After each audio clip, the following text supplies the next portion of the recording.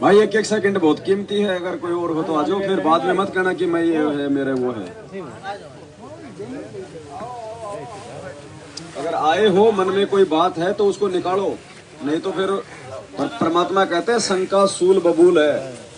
शंका जो है वो कांटे का वो होता है, वो कीकर का कांटा, वो आपको भक्ति नहीं करने देगा।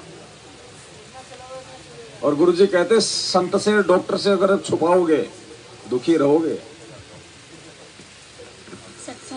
नीचे हाथ लगा के हाँ, जैसे कि थोड़ा सा इसके नीचे हाथ लगा के हाँ ऐसे बोलो। जैसे कि थोड़ा सा और उनके पास लगा। चंद्र बहन ने ये चाय राम का भोग प्रसाद बना के लगाया था, तो परमात्मा ने उनका भोग स्वीकार किया। तो बहन भाई मेरे मन में ये आया कि ऐसे भी होता है क्या, तो मेरे मन में दोष आ गया। तो इसमें तो मेरी गलती है, मुझे महसूस है। फिर भाई मैंने भोग लगाया परमात्मा को। फिर अगले दिन फिर मैंने सिंपल खाना बनाया, जैसे कि आपकी वीडियो देखी वैसे मैंने भोग लगाने के लिए परमात्मा के दरबार में खाना रख दिया और उसको ढक के रख दिया। और मैंने झाड़ू उठाया और आरती चला रखी थी, परमात्मा की नित्य नियम चला के बेड पे रख रखा था। और तो मैं उसे झाड़ू उठाया, पोछे की तैयारी कर दिया। जैसे कि मैं झाड़ू लगाने लगी, साफ करने लगी, तो परमात्मा की वीडियो वो वापसी इतनी देर हटती गई। तो मेरे को एकदम अचानक से ध्यान आया कि मैंने एक गलती करा, कमी हमारे में हो गई थी। तो फिर मैंने हाथ जोड़कर परमात्मा से क्षमा मांगी और परमात्मा की क्षमा मांग के फिर मैंने वो वीडियो गाड़ी में जाते जाते सुना, एक बार भी पीछे नहीं हुआ भाई। तो परमात्मा इस बात के लिए, परमात्मा कहते हैं जो मन में परमात्मा के ज्ञान लेने से पहले दोष आ जाता है तो उसे परमात्मा क्षमा करता ही नहीं।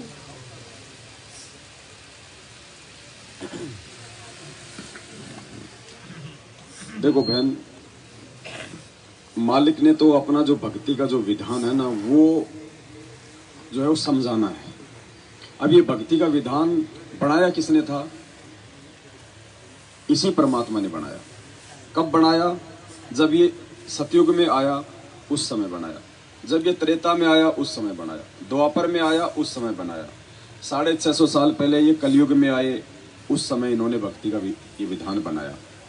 अब परमात्मा की वाणी क्या कहती है? गरीब निर्गुण और सरगुण एक है, दूजा ब्रह्म विकार, निर्गुण साहिब आप है और सरगुण संत विचार। तो विधान वो परमात्मा बना के गया। अब परमात्मा जब निर्गुण रूप में अपने वहां पे होते हैं ऊपर वाले लोक में, सतलोक में, उस समय इस पृथ्वी पे जो आत्मा होती हैं उन आत्माओं को केवल अपना संस्कार मिलता है। यानी जो विधान परमात्मा जो बना के चले गए ना, केवल उसी के अनुसार उनको लाभ और हानि मिलेगा। लेकिन आज वो परमात्मा सरगुण रूप में धरती पे प्रकट है, और जब वो परमात्मा संत रूप में, सरगुण रूप में, सतगुरु रूप में धरती पे प्रकट होता है, तो वो परमात्मा निर्गुण से ज्यादा लाभ देता है। उस परमात्मा का जो निर्गुण रूप है उससे ज्यादा लाभ वो सरगुण रूप में आके हमें यहाँ देता है। मान लीजिए आज गुरुजी यहाँ पे नहीं होते और गुरुजी आज वहीं बैठे होते अपने वो कबीर रूप में, और हमारा अगर एक्सीडेंट होना था तो होना ही है, उसको रोकेगा नहीं, वो परमात्मा भी नहीं टालेगा। उसने विधान बना दिया हर आत्मा का। आज वो परमात्मा सतगुरु रूप में इस धरती पे है और हम उसकी शरण में, तो आज वो उसको कैंसिल भी कर सकता है, क्योंकि परमात्मा का जो सरगुण रूप होता है वो हमारे को संस्कारों से ज्यादा बढ़ के लाभ भी दे सकता है। जैसे गुरुजी ने बताया निर्गुण और सरगुण का, कि जैसे बर्फ है, बर्फ क्या है? निर्गुण रूप है। और किसी आदमी को लग गई प्यास, अब वो क्या करेगा? क्या वो बर्फ चाटने से उसकी प्यास बुझेगी? नहीं बुझेगी ना, क्योंकि आज हम आत्मा है, आज हमें चाहिए भक्ति, मोक्ष। तो क्या अगर परमात्मा अगर सतलोक में बैठा है तो क्या हमें वो भक्ति वो दे सकता है? वो हमारा मोक्ष कर देगा? नहीं करेगा, क्योंकि मालिक ने क्या कहा कि हरि सुमरे सो वारी है और गुरु भजे हुए। तो सतलोक में तो ये समझो कि वो परमात्मा निर्गुण रूप में वो बर्फ है, और हमें इस पृथ्वी लोक पे मोक्ष की चाहत है, तो बर्फ चाटने से हमारी प्यास नहीं बुझेगी। कबीर कबीर नाम लेने से हमारी जो है मोक्ष नहीं होगा। अब वो बर्फ यदि अपने सरगुण रूप में आ जाए, यदि वो बर्फ से पिघल के वो पानी बन जाए तो हमारी प्यास बुझेगी ना। तो वो परमात्मा निर्गुण रूप से जब यहाँ पे सतगुरु रूप में आता है तो हमें अपनी शरण में लेके वो हमारा मोक्ष कर सकता है, हमारी सारी आवश्यकता वो पूरी करता है। तो आज आपके मन में अगर ऐसा छोटा मोटा कोई दोष भी आ जाएगा नाम लेने के बाद, तो आज परमात्मा धरती पे सरगुण रूप में प्रकट है। आज वो माफ भी कर देगा, आपके संस्कारों को चेंज भी कर देगा, लेकिन उसके लिए आवश्यकता कि हम हृदय से उस परमात्मा से क्षमा याचना करें और आगे से विश्वास दिलाएं। जैसा कि परमात्मा बार बार सत्संग में कह रहे हैं कि आगे से परमात्मा को विश्वास दिलाओ।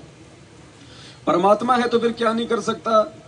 गुरुजी ने इतनी वाणियां बताई हमारे को, वो किस लिए बताई? ताकि हमारे मन में कोई दोष पैदा ना हो।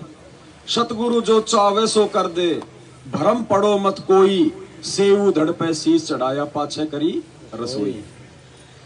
कि सतगुरु जो चाहे सो कर सकता है।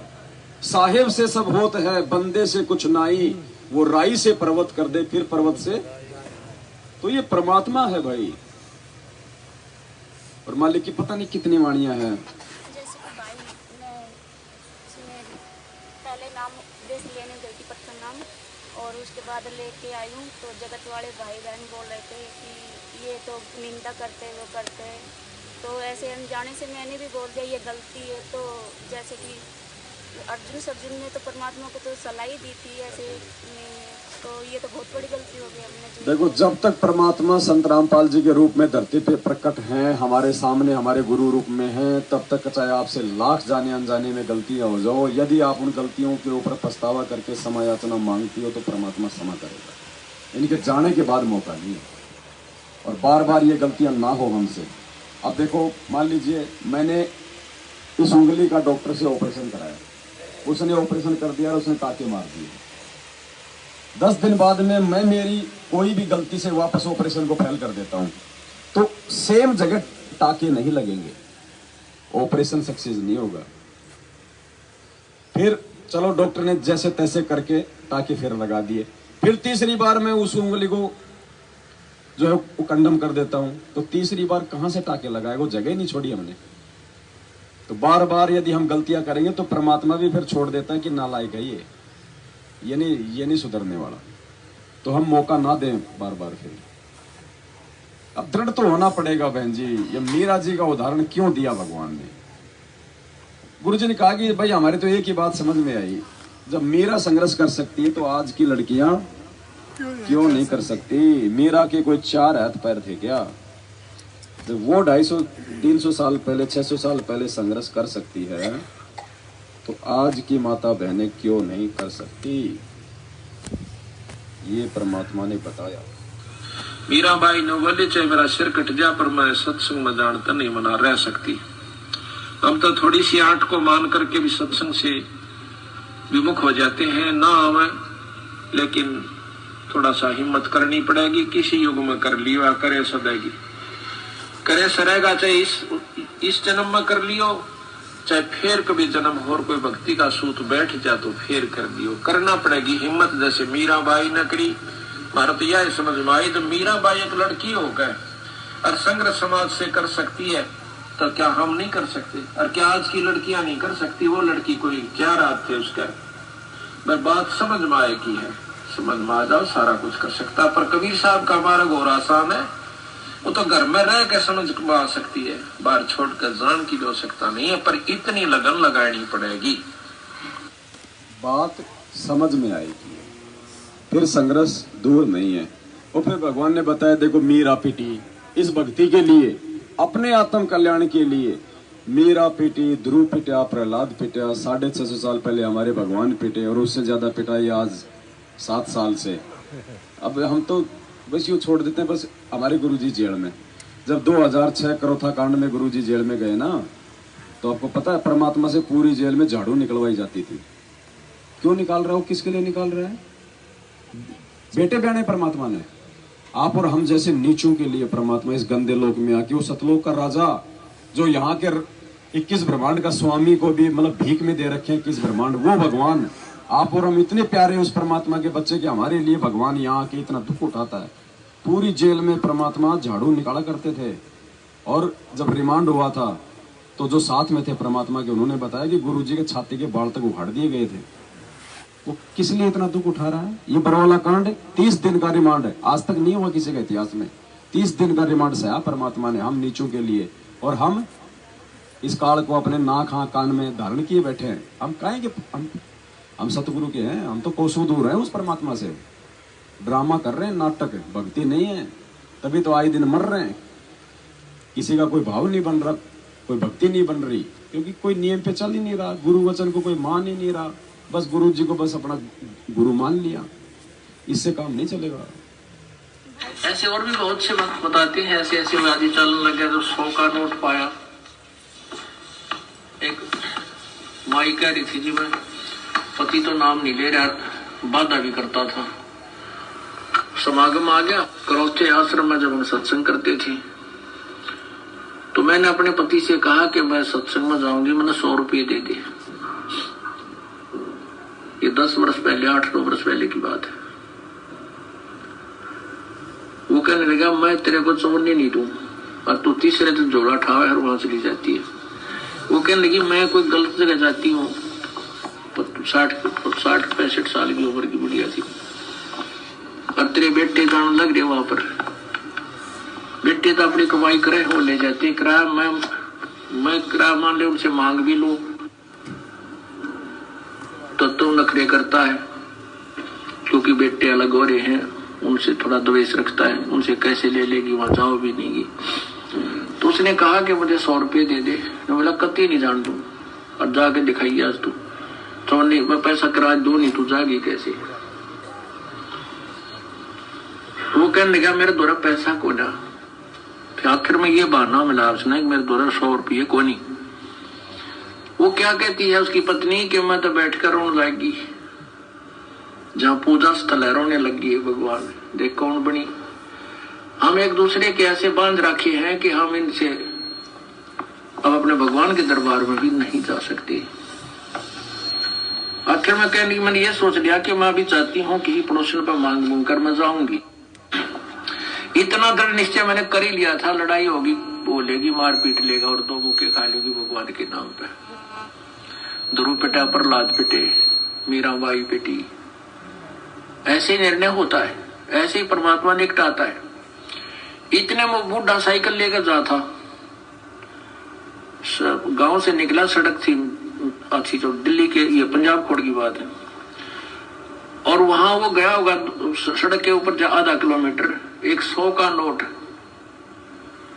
ऐसे हवा में उड़ा, अगले साइकिल के अगले पहियों की ताड़िया में आके चिपक गया, और उसने रोका तुरंत साइकिल।